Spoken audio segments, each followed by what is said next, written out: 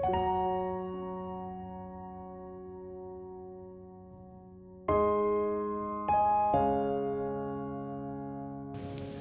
am Vanaja Rajathi. My parents are Mrs. Regina Robinson and Robinson Doreraj, and they have invested a lot into my life and especially my spiritual life. I'm blessed with a brother and a sister, and I'm married to Wilson Staines. And I really want to thank God at this time for making me a teacher. And I would like to tell that even though I'm not biologically blessed with a child, the Lord has given me thousands and thousands of children to nurture, and I'm enjoying every bit of it. And I just want to thank God through this program for making me a teacher. And one very important thing I would like to tell is I come from a family of teachers. My grandmother was a teacher. My mother was a teacher. Come on, that's amazing. My sister is a teacher. Yeah. Come on, we can clap for her. I mean, so with pride I can say teaching runs in our blood. ma'am, there is one thing that I would like to ask you, that as a teacher, how do you counsel the parents? Especially of those kids who are not doing well, because I'm sure there are hundreds of people who are watching this program, and we as parents put tremendous pressure on our child to perform so well, and instead of their performance going good, it drastically drops down. How do you counsel the parents? Counseling is something which happens very often, and whenever I call a parent to tell something about their child, I never say a negative, anything negative, because I'm sure every child is precious to their parents. Come on, that is beautiful. That is beautiful. Yes. I'm sure no child would, even a parent would like you to say, this is not what is, this is the way your child is, this is the way he is. And I never start with negativity. I always say something positive, and I always see to it that I encourage them and tell them he can do much, much better. And that's a fact. Yes, he is capable of doing better, and I can quote many examples, And one is sitting right in front of you. Yes. So to my level, to the level best of my knowledge is, I have always never put down a child, because I'm sure no parent would love the teacher. So you mean to say your words of confidence in the child builds the child? Yes, it does. So when the parents are not demonstrating the confidence in the child, Yes. the child cannot be brought up. Yes, that is very I would like to share a little bit in this portion, because I have been a child who started failing from the 4th grade, and pass was not the word that was synonymous to my personality. My parents will never say pass, they will always say promote. So I was promoted in 4th, promoted in 5th, promoted in 6th, failed in 7th 2 times, thrown out of the school, never got into 8th, then got an admission in 9th standard, somehow passed, and then I passed 10th after failing in 10th, getting compartment in 10th. That's why when people talk to me, they said, you are Dr. Peter. I said, yeah, I'm Dr. Peter because I did PhD. So they asked me, what is PhD? I said, I passed high school with difficulty. That's what I did PhD. And if somebody have degrees in passing out in subjects, I had degrees in failing out in subjects. So, but one thing I can recall as I look back to my own life, the teachers who spoke good stuff about me.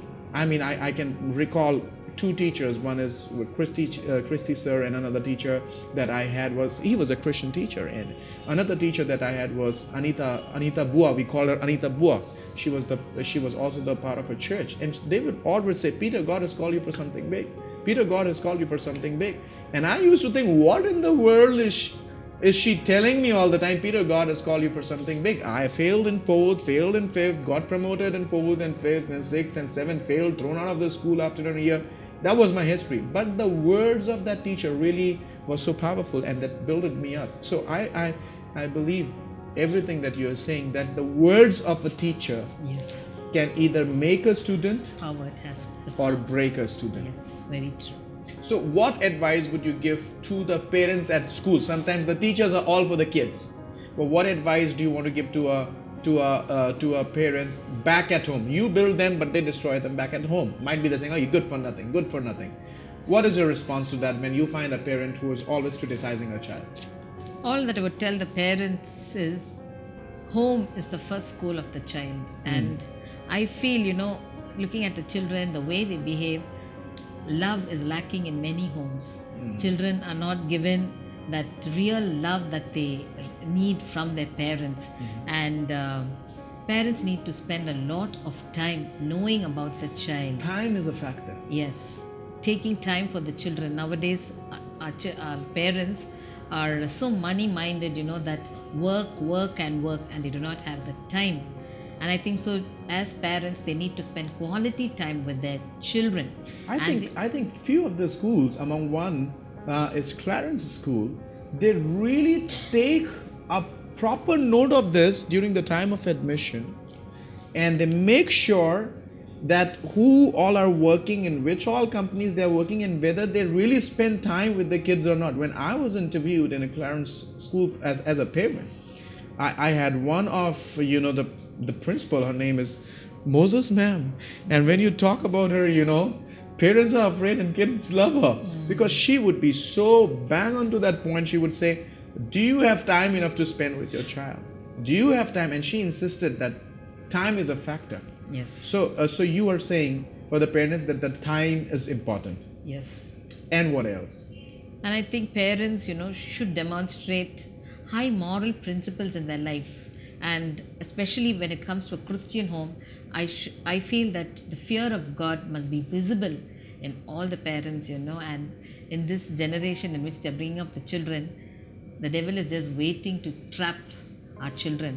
And the fear of God, instilling the fear of God in their lives is very, very important. That is what I feel as a teacher they are lacking. They do not have, children are not taught actually much to fear God because they don't see it happening at home. So this is something that I see. And then I feel that disciplining is very, very important. And disciplining, I know that it is highly impossible in our situation, in the present situation in our schools, where our hands are tied. We're not supposed to even scold a child. So I feel How do you deal in such a pressure?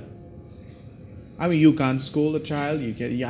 Canes have been removed from the offices. You can't even start. They can sue you for everything. Yes. But they still want you to teach. But the case in the house is different. They would like to do anything and everything with the child. But when it comes to the school, no, not at all. How do you deal with that pressure?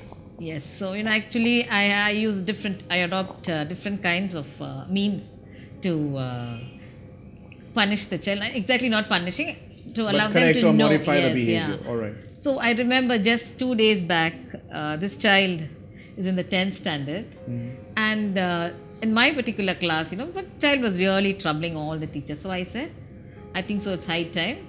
You have to come along with me. I take you to all the classes. You sit along with me in that class where I'm teaching, and you have to be with me. So I took him to this particular, I'm a class teacher of 9th standard, so I took him to the 10th standard. So this boy sitting right in front of me, he said, "Miss, you gave me the same kind of punishment, but it actually helped me." I said, "How?"